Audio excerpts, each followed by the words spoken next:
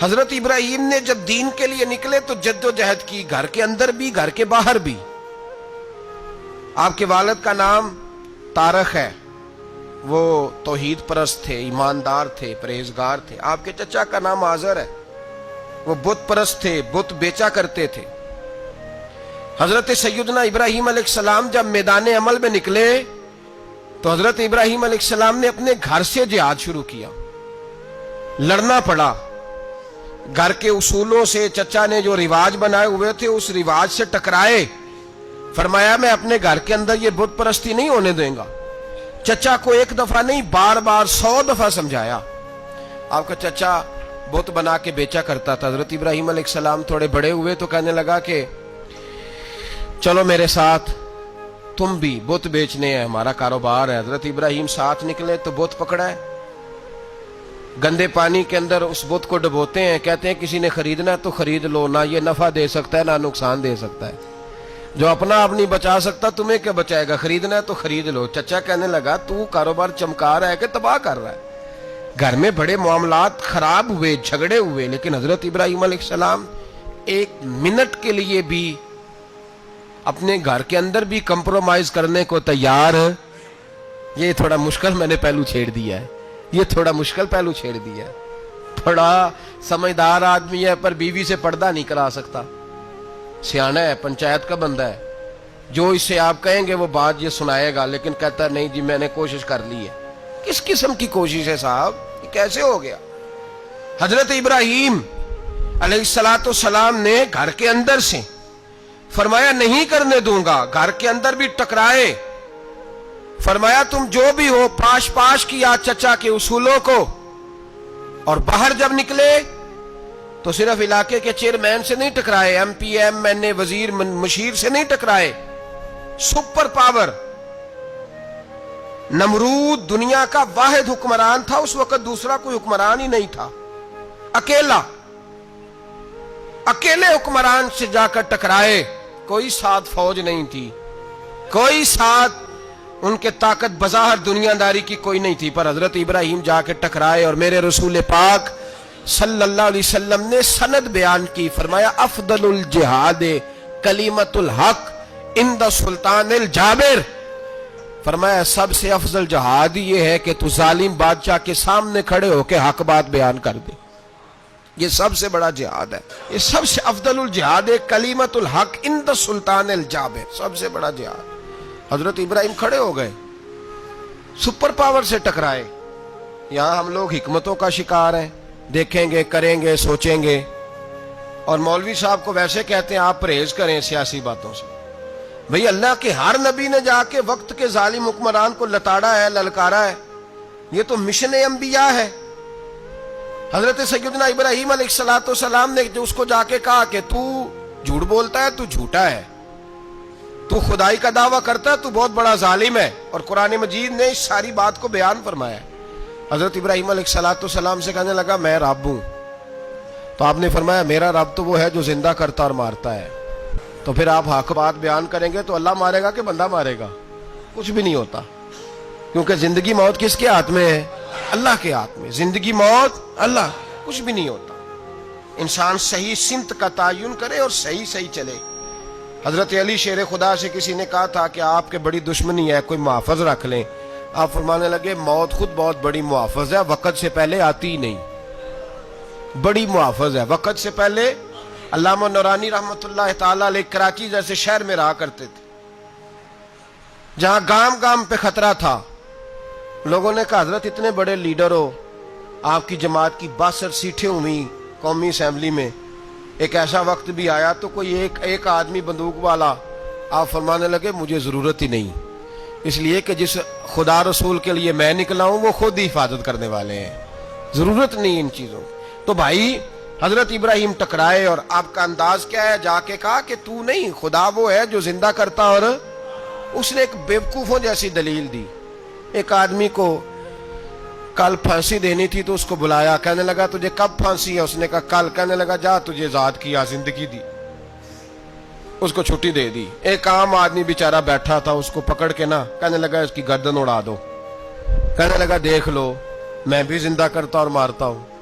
وہ جو کل مرنے والا تھا میں نے زندہ کر دیا ہے، اور جس کو پتہ ہی نہیں تھا کہ میں نے مرنا ہے اسے پکڑ کے میں نے مار دیا ہے۔ یہ بیوقوفوں جیسی دلیل ہے۔ حضرت سیدنا ابراہیم علیہ السلام چاہتے تو اسی وقت دلیل توڑ دیتے کہ تو کیا بیوقوفوں جیسی بات کر رہا ہے، اگر تو زندگی دیتا ہے تو مرے ہوئے میں جان ڈال کے دے جس کو تو نے مارا ہے۔ لیکن حضرت ابراہیم نے دیکھا کہ بیوقوف ہے، بیوقوفوں سے بحث نہیں ہوتی، دلیل بدل لی جاتی ہے، ان کی عقل کے مطابق بات کی جاتی ہے۔ حضرت ابراہیم فرمانے لگے میرا رب وہ ہے جو سورج مشرق سے نکالتا ہے اور مغرب میں غروب کرتا ہے، تو اگر رب ہے تو مغرب سے نکال کے مشرق میں غروب کر۔ فبہت الذی کفر، کافر لاجواب ہو گیا، اس کے پاس اس چیز کا کوئی جواب نہیں تھا۔ علامہ اسماعیل حقی نے خوبصورت فقرہ لکھا ہے، خوبصورت، جان ڈال دی ایک جملہ کہہ کے۔ حضرت سیدنا علامہ اسماعیل حقی رحمت اللہ علیہ فرمانے لگے چونکہ نمرود بیوقوفوں جیسی باتیں کر رہا تھا، اگر وہ یہ کہہ دیتا نا کہ میں سورج کو نکالتا ہوں مشرق سے، میں غروب کرتا ہوں معاذ اللہ مغرب میں نکالتا ہوں، تو آپ اپنے رب سے کہیے کہ وہ مغرب سے نکال کے مشرق میں غروب کرے۔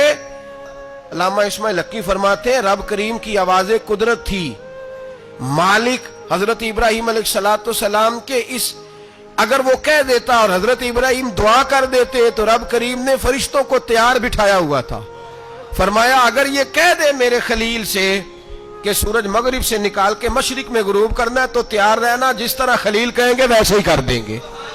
واتخذ اللہ ابراہیم خلیلا، ابراہیم ہمارا دوست جو ہوا، جیسے کہے گا ویسے کر دیں گے۔ حضرت سیدنا ابراہیم علیہ السلام کی باتوں کا جب جواب نہ دے سکا، دلیل نہیں بندہ دیتا، پھر لڑائی کرتا ہے، پھر جھوٹے موٹے اعتراض کرتا ہے۔ دلیل ختم ہوتی ہے تو لوگ ذاتیات پہ اترتے ہیں، کہتے ہیں یہ کھانستا صحیح نہیں، دیکھتا صحیح نہیں، دلیل ختم، اب ذاتیات پہ اترے، کہنے لگے مجھے پتہ چلا ہے کہ یہ فلانی جگہ گیا تھا تو وہاں جا کے اس نے اس طرح کیا ہے۔ پھر لوگ ذاتیات پہ اترتے ہیں، جب دلیل کا جواب دلیل سے نہیں دے پاتے پھر ذاتیات پر اتر کر حملے کرتے ہیں۔ حضرت ابراہیم کے دلائل کا جواب نمرود نہ دے سکا تو کہنے لگا کہ اس کو آگ میں ڈال دو۔ قوم گئی ہوئی تھی ساری، آپ نے بات سنی ہوئی ہے، میں نے صرف اشارہ دینا ہے، میلے پہ تو حضرت سیدنا ابراہیم علیہ السلام نے سارے بت توڑ دیے، کلاڑا بڑے بت کی گردن پہ رکھا، واپس آئے کہنے لگے بت کس نے توڑے ہیں؟ تو فرمایا اس سے پوچھ لو جس کی گردن پہ کلاڑا ہے۔ کہنے لگے یہ تو بول ہی نہیں سکتا، تو فرمانے لگے بڑے بیوقوف ہو جو بولتا ہی نہیں، سنتا ہی نہیں، اپنا آپ نہیں بچا سکتا، اس کی پوجا کرتے ہو؟ کہنے لگے پکڑو دلیلیں ختم ہو گئی، اس کو آگ میں ڈالو۔ بہت بڑی حویلی 45 فٹ مربع پہ مشتمل ایک حویلی بنائی گئی اور 45 فٹ اونچی۔ مختلف روایات، علامہ اسماعیل حقی کہتے ہیں کہ 3 مہینے تک نمرود نے کہا کہ اس کے اندر لکڑیاں ڈالو۔ لوگ پوچھنے لگے کتنی دنیا جلانی ہے؟ کہنے لگا بندہ تو ایک جلانا ہے پر بندہ بڑا تگڑا ہے، ایک بندہ۔ 3 مہینے لکڑیاں ڈالی گئیں، اور لوگوں کی جو تہمات ہوتی ہیں نا وہ بڑی عجیب ہوتی ہیں۔ تہمات میں نے بڑی تفصیل سے رمضان المبارک میں گفتگو کی تھی، بدشگونی، تہمات لوگ لیتے ہیں، اس وقت بھی لوگ تہمات کا شکار ہو گئے، عقیدہ بگڑ جاتا ہے تو وہ عجیب و غریب باتیں کرنے لگتا ہے، تہمات کا شکار ہو گئے۔ بیبیاں نظر مانتی، میں بیمار ہوں اگر صحیح ہو گئی تو اتنے من لکڑی دوں گی حضرت ابراہیم کی آگ جلانے کے لیے۔ ایک عورت لے کے جا رہی ہے لکڑیاں، تو ایک نیک دل آدمی نے اس سے پوچھا کہاں جا رہی ہو؟ کہنے لگی میں نے منت مانی تھی تو حضرت ابراہیم علیہ السلام کو معاذ اللہ جلانے کے لیے لکڑیاں لے کے جا رہی ہوں۔ تو وہ رب کریم کے بندے کہنے لگے تو ڈھونڈتی رہے گی، تجھے وہ جگہ ملے گی نہیں۔ وہ بی بی کئی مہینے گھومتی رہی، جگہ ہی نہیں ملی جہاں لکڑیاں ڈالنی، ماری گئی۔ تہمات کا شکار ہوئے بہت سارے لوگ، تہمات کا۔ بھائی تہمات دین کے اندر منع ہے، تہمات دین میں کوئی نظر ماننا، کوئی کسی بزرگ کے مزار پہ جا کے سالے ثواب کے لیے کوئی چیز ماننا، یہ تو درست ہوا، لیکن غیر شرعی نظریں مان لینا کہ میں آ کے گرد چکر لگاؤں گا، میں جناب وہاں جا کے یہ والا تماشا کروں گا، میں دھاگا باندھوں گا، میں رسا کاٹوں گا، میں وہاں گندے ہو سے پانی پیوں گا، ان کی شریعت اجازت، یہ تہمات ہیں، بدشگونی ہے، دین میں ان کی کوئی گنجائش۔ آپ नजर मानने से पहले भी किसी आलिम से राब्ता करें कि मैं मन्नत मांगने लगा हूं तो कैसे माननी चाहिए, उसका तरीका पूछें। ऐसे ही गलत चीज की मन्नत थोड़ी मान ली जाएगी। बहरहाल आमदाम बरसरे मतलब हजरत इब्राहिम के लिए आग जलाई गई, 45 फुट ऊंची आग है, परिंदा भी ऊपर से गुजरता है तो नीचे गिर जाता है जल के। इतने दिन लगा के आग जलाई गई, अब हजरत इब्राहिम को जलाया जाने लगा है। यहाँ तो मौजे है ना, जो किसी इदारे का सरबराह है उसके लिए मौज है, किसी जगह ऑफिसर बन गया तो मौज है, पीर साहब के लिए मौज है, अल्लामा साहब के लिए मौज है, खतीब साहब के लिए मौज है। जलना किसको पड़ता है? वाह अली कोई नहीं रहा इल्ला माशाअल्लाह। वो लोग गुजर गए जो तकलीफें सह के काम करते थे, गुजर गया जमाना। हजरत सैयदना इब्राहिम अलैहिस्सलाम को जलाया जाने लगा है तो अब इतनी बड़ी आग है तो डालें कैसे? शैतान ने तजवीज दी कि मंजनीक बनाओ, मंजनीक, बड़े बड़े बांस बांध के उनके नीचे रस्सा बांधो। वो जिस तरह झूलने के लिए झूला बनाया जाता है, इस तरह एक मंजनीक पुराने जमाने में उसमें पत्थर रख के फेंके जाते थे दुश्मनों पे। वो मंजनीक बनाई गई कि दूर से हजरत इब्राहिम को फेंकेंगे। हाथ हजरत इब्राहिम के बांध दिए, पांव मुबारक बांध दिए, पूरी जमीन पे एक नाम लेने वाला खुदा का, और उसको आज रस्सियों में जकड़ा हुआ है। जब फेंका जाने लगा ना आग में, हूरें रोने लगी, फरिश्ते तड़पने लगे, ए अल्लाह ये क्या होने लगा है? एक तेरा खलील और वो भी आग में। फरमाया जाओ जाके उससे कहो अगर तुम्हारी मदद लेता है तो उसे बचाओ। हवा का फरिश्ता आया, कहा इब्राहिम अगर तू कहे। ओ भाई इन चीजों को कहानी समझ के ना सुना करें, ये दास्तान नहीं, ये वो तरीके हैं जो हमारे रसूल ने हमें अपनाने का हुक्म इरशाद फरमाया है। जो अकीदे, ये वो नजरियात है जो हमें ओढ़ने को कहा गया। अपने रब करीम की रिजा पे राजी रहने के ये वो खूबसूरत मवाके हैं सूफिया ने जिनको बनाकर समझाकर हम तक पहुंचाया है। ये है अहले तरीकत की बातें। वो कहते हैं यार जिस हाल में रखे राजी रहना है। हजरत इब्राहिम अलैहिस्सलाम को फेंका जा रहा है, फरिश्ता आया, ए अल्लाह के खलील अगर हुक्म दो तो इतनी हवा चलाऊं कि नमरूदी जल जाए सारे, आग उन पे फेंक दी जाए। आपने फरमाया तू जा, तुझसे मुझे कोई काम नहीं। थोड़ी देर के बाद पानी का फरिश्ता आया, कहा हुजूर इतनी बारिश बरसाऊंगा कि आग बुझ जाएगी। फरमाया तू जा, तुझसे कोई काम नहीं। अब जब मंजनीक में रख दिए गए, आग में जाने का लम्हा है, तैयारी है, हजरत जिब्रील अमीन हाजिर खिदमत हुए। कहा इब्राहिम कोई हाजत? फरमाया तुझसे कोई नहीं। कहा चलो मुझसे नहीं तो रब करीम से ही बात कर लो, मुझे पता है मैं छोटा हूं, आप मुझसे मदद क्यों लोगे, रब करीम से ही बात कर ले। तो हजरत इब्राहिम कहने लगे जिब्रील ये बता, रब को नहीं पता उसका खलील किस हाल में है? उसे नहीं पता मैं किस हाल में हूं? मेरे हाथ बंधे हैं, पैर बंधे हैं आग में, उसे नहीं पता? बताया तो उसे जाता है जिससे खबर ना हो। तो अगर उसे पता है तो अगर वो जलाने पे राजी है तो मैं भी जलने को तैयार हूं, मैं तैयार हूं, मैं तैयार हूं। उसे कहो ठीक है। हजरत सैयदना इब्राहिम अलैहिस्सलाम को मंजनीक में डाल के जो फेंका आग में, या नारुकूनी बरदम व सलामन अला इब्राहिम, अल्लाह ने फरमाया ए आग मेरे इब्राहिम पे ठंडी भी हो जा और सलामती वाली भी हो जा। हजरत इब्राहिम को दो फरिश्तों ने बिठा दिया जमीन पे, फूल खिले हैं, कौंपले महक रही हैं, कलियां खुशबू दे रही हैं। हजरत इब्राहिम ने सर सजदे में रख दिया, सुबहान अल्लाह वल्हम्दुलिल्लाह वला इलाहा इल्लल्लाह वल्लाहु अकबर। हजरत इब्राहिम अल्लाह की तस्बीह पढ़ने लगे, रब करीम का शुक्र बजा लाने लगे। निकले वहां से, कुछ दिन गुजर गए, निकले, हुक्म हो गया इब्राहिम इलाका छोड़ दो। हजरत इब्राहिम अलैहिस्सलाम वहां से निकल के मिस्र आए, चचा के पास ठहरे। उन्होंने अपनी बेटी जनाबे सारा का निकाह कर दिया। कुछ आगे बढ़े तो एक जालिम बादशाह से टकराए। उसने एक शहजादी, एक बादशाह की बेटी कैद की हुई थी, जनाबे हाजरा नाम था, उनको कैद से छुड़ा के साथ लाए। हजरत लूत अलैहिस्सलाम भी साथ। ये 4 लोगों का काफिला चला, फलस्तीन में जाके पड़ाव डाला, घर बार छोड़ा, तबलीग शुरू हुई। हजरत इब्राहिम के घर में 2 खवातीन है, एक आपकी बीवी हैं, एक हजरत हाजरा है। औलाद कोई नहीं, बड़ा मेवा है मीठा। घर वही आबाद होता है जिसमें बच्चे रोते हैं, घर होता ही वो है जिसमें बच्चों की चंचनाहट होती है, भिन बनाहट होती है। हजरत इब्राहिम ने एक बच्चा रोते हुए देखा तो आंखों में आंसू आए, कहने लगे रब्बी हबली मिनस सालिहीन, या अल्लाह मुझे भी नेक औलाद अता कर दे। हजरत सारा ने सुन लिया, कहने लगी इब्राहिम شاید میرے بطن سے تو آپ کو نصیب نہیں، ہاجرہ سے نکاح کر لو۔ جناب ہاجرہ سے نکاح ہوا۔ اللہ تو بڑا بے نیاز ہے، رب کریم نے حضرت اسماعیل جیسا خوبصورت بیٹا عطا فرمایا۔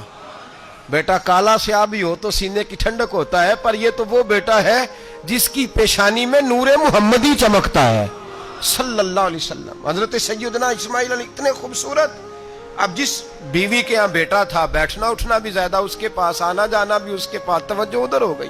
جناب سارا رشک کرنے لگی، ایک دن کہنے لگی اسے چھوڑ آ جنگل میں، وادی غیر ذی زرع، مکے کے پاس۔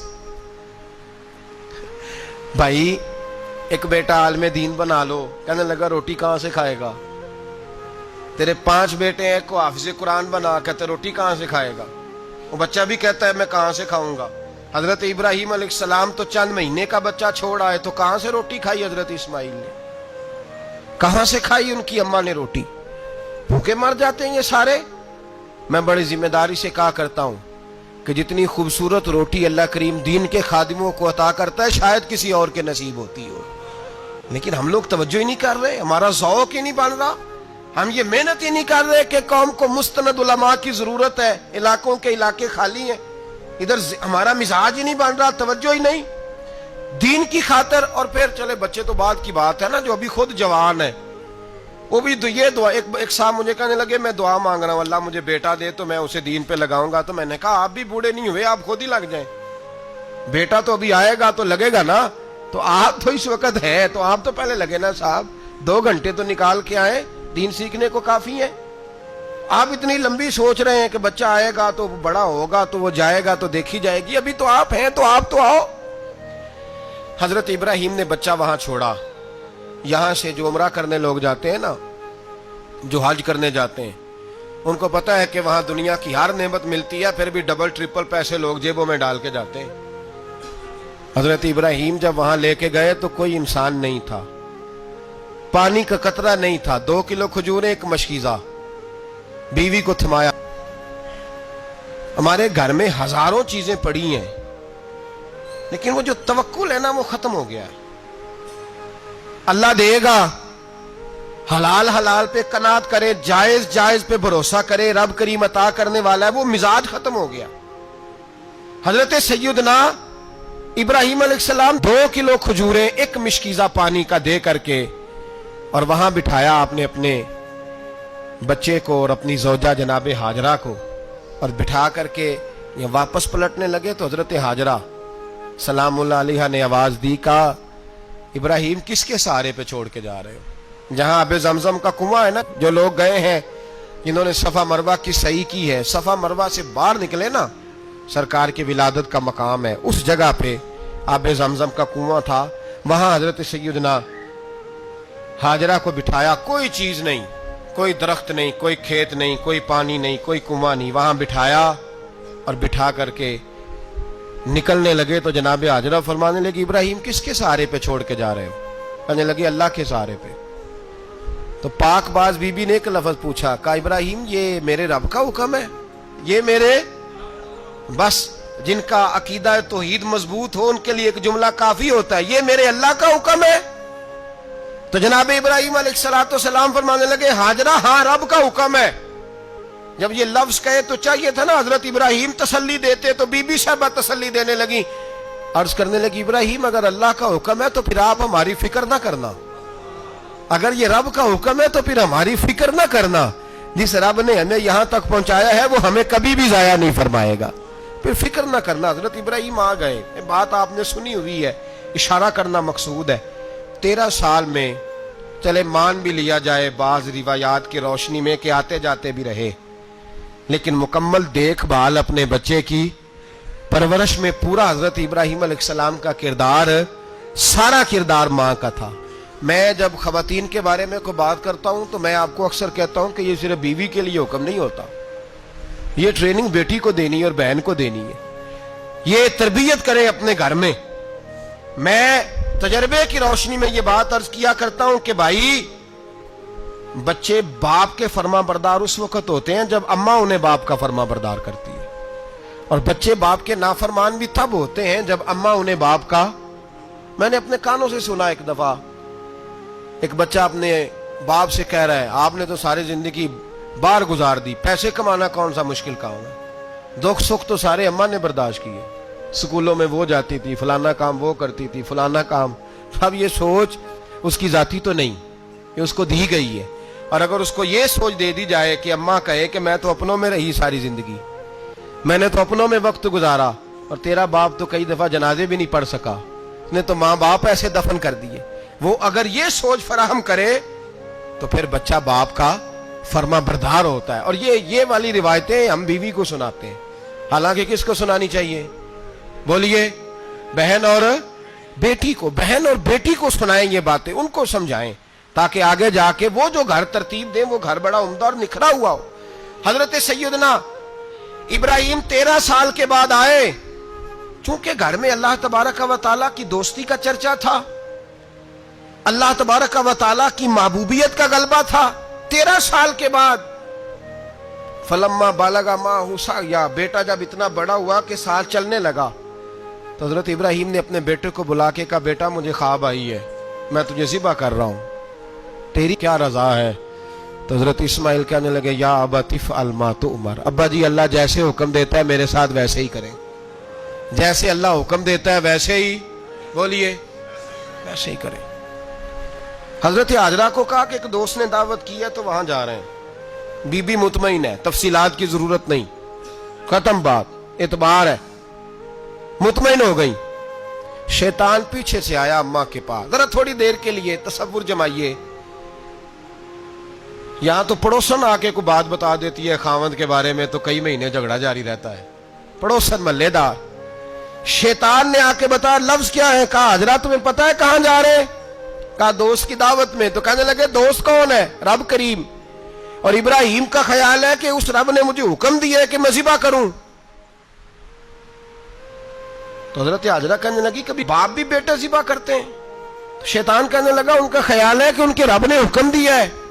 تو جناب حاجرہ فرمانے لگی اگر رب نے حکم دیا تو پھر تو مجھے شیطان لگتا ہے، تو مجھے شیطان لگتا ہے. کا کیا مطلب؟ فرمانے لگی اگر رب کریم کا حکم ہے تو میرے پاس ایک اسماعیل ہے، اگر 1000 بھی ہوتے میں سارے اللہ کے راستے میں پیش کر دیتا، دے دیتی. مالک کا ہی تو ہے سارا کچھ، اسی کا ہے، اس میں لیت اللہ کی کیا گنجائش؟ حضرت سیدنا ابراہیم علیہ السلام نے بیٹے کے حلق پہ چھری رکھ بھی دی اور چھری چلا بھی دی، رکھ بھی دی، اور وہ تو اللہ کریم نے فرمایا یا ابراہیم قد صدقت الرؤیا، ابراہیم تو نے خواب سچا کر دکھایا، وہ قیامت تک تیرا نام رہے گا. حضرت ابراہیم نے وطن بھی دیا، جان بھی دی، بیٹا بھی. اللہ کریم نے دمبے دیے، فرمایا یہ فدیہ ہے. اب یہ قربانی قیامت تک حضرت ابراہیم کے طریقے کے مطابق جاری ہے. حضرت ابراہیم بہت بڑے مہمان نواز تھے، بہت بڑے. آپ جب مصر میں قیام تھا تو بڑے بڑے لمبے چوڑے لنگر پکتے تھے، لوگ آیا جایا کرتے تھے، بڑا تفصیل کے ساتھ کھانا ہوتا تھا. مہمان نوازی آپ کی خاص صفت مبارکہ ہے. ہمارے ہاں بھی مہمان نوازی ہوتی ہے امیروں کی، بلکہ اب تو مہمان نوازی اس طرح کی ہے کہ کل تیری میرے پاس دعوت ہے اور پرسوں میری تیرے پاس ہے. وہی امیروں میں وہ چکر رہتا ہے، پارٹیاں دوست ایک دوسرے کو ڈالتے ہیں، تیری طرف پارٹی تیری طرف. اور اسی انداز میں اب یہ عید آئے گی نا، ٹکا پارٹیاں ہوں گی جگہ جگہ. اور لوگ سوال پوچھنے لگے ابھی سے، کہتے ہیں قربانی کا کتنا گوشت گھر رکھنا جائز ہے؟ قربانی کا کتنا گوشت گھر رکھنا جائز ہے؟ سارا ہی جی. اس لیے فریزر لے لے، فریج سے نہیں کام چلے گا. سارا ہی جائز گھر رکھنا، سارا ہی جائز ہے، رکھ لیں.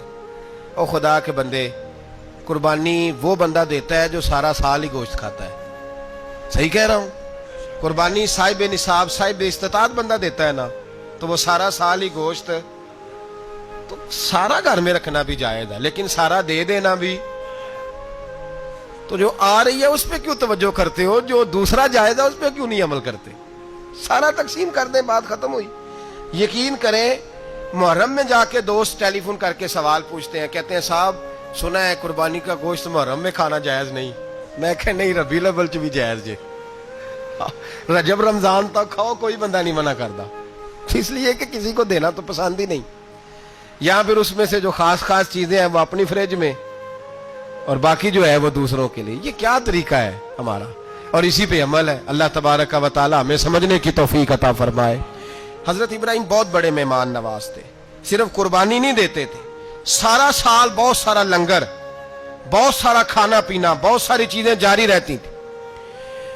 اور جتنے غریب لوگ تھے فلسطین کے, ان کو پتا تھا کہ حضرت ابراہیم علیہ السلام کا لنگر جاری ہے. فلسطین میں جب آپ کا قیام تھا, ایک دفعہ ڈھیروں مہمان آ گئے اور کھانے کو کوئی چیز نہیں.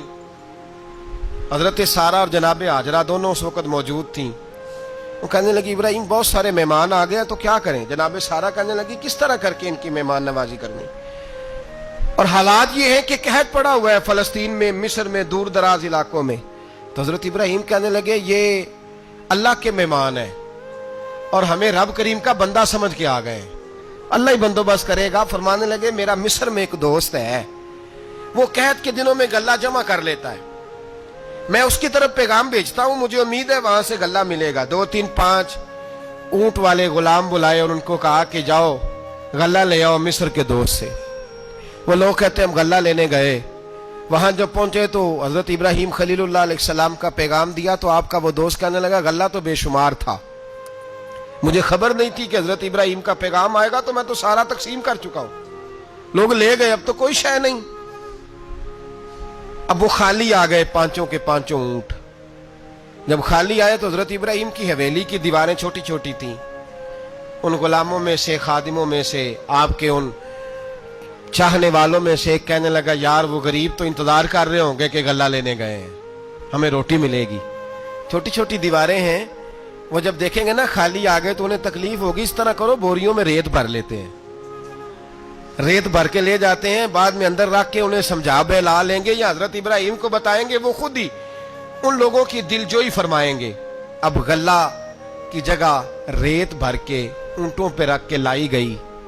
لا کے بوریاں جب رکھ دی گئیں, حضرت ابراہیم علیہ السلام دوپہر کے وقت آرام فرما رہے تھے.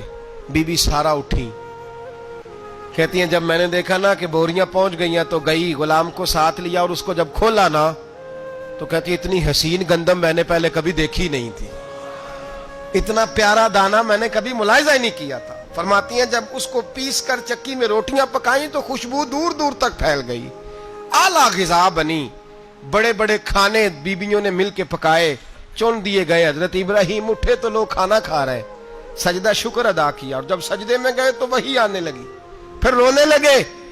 جب پلٹ کر باہر تشریف لائے تو جناب سارہ کہنے لگی ابراہیم تمہارا مصری یار بڑا اچھا ہے, اس نے اتنی اعلیٰ گندم بھیجی ہے کہ اتنی تو میں نے پیاری گندم کبھی دیکھی نہیں. جناب ابراہیم مسکرائے, فرمانے لگی سارہ یہ مصری یار نے نہیں بھیجی, یہ میرے عرشی یار نے بھیجی ہے.